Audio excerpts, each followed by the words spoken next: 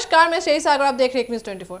आज की बड़ी खबर बिहार के मोतिहारी से आ रही है, जहां 101 करोड़ रुपए की टेरर फंडिंग का सनसनीखेज मामला सामने आया है। पूर्वी चंपारण जिले की पुलिस ने इस बड़े खुलासे में एक पिता और उसके बेटे को गिरफ्तार किया है। दोनों पर आरोप है कि वे पिछले 2 साल से साइबर कैफे की आड़ में ब्लैक मनी को वाइट करके विदेश भेजने का गंदा खेल खेल रहे थे। मोतिहारी पुलिस ने छापेमारी के दौरान पता लगाया कि जिले में एक साइबर कैफे चलाने वाले पिता पुत्र का नेटवर्क देश ही नहीं बल्कि विदेशों तक फैला हुआ था। ये लोग हवाला और मनी लॉन्ड्रिंग के जरिए 101 करोड़ रुपए का अवैध लेन देन कर चुके हैं। पुलिस के मुताबिक यह पैसा आतंकवादी गतिविधियों के लिए फंडिंग में इस्तेमाल किया जा रहा था। यह सिर्फ स्थानीय अपराध का मामला नहीं है बल्कि राष्ट्रीय सुरक्षा से जुड़ा हुआ है। यही वजह है कि पुलिस ने इस पूरे केस की जानकारी खुफिया एजेंसियों और एनआई तक भी पहुंचा दी है। वहीं पुलिस की जांच से पता चला है कि पिता बेटा साइबर कैफे के जरिए ऑनलाइन पेमेंट और डिजिटल ट्रांजैक्शन में हेरफेर करते थे।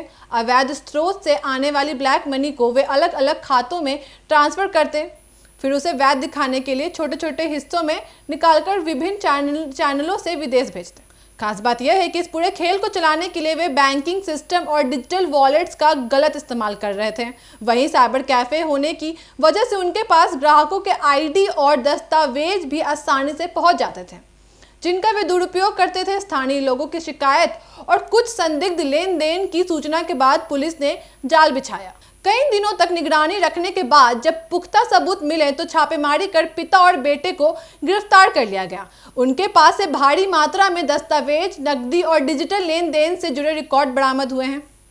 पुलिस अधिकारियों का कहना है कि इस मामले में और भी लोगों की भागीदारी हो सकती है, इसलिए जांच का दायरा बढ़ा दिया गया है और कई खातों की छानबीन की जा रही है।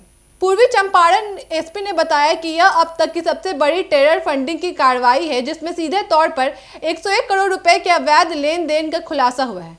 उन्होंने कहा है कि यह पैसा कहां गया, किस संगठन तक पहुंचा और किस उद्देश्य से इसका इस्तेमाल किया गया, इन सब की तहकीकात जारी है। वहीं पुलिस ने यह भी बताया कि शुरुआती जांच में पता चला है कि यह रैकेट 2 साल से लगातार एक्टिव था और इसमें कई राज्यों के लोग जुड़े हुए थे। इस घटना ने पूरे मोतिहारी और आसपास के इलाकों में सनसनी फैला दी है।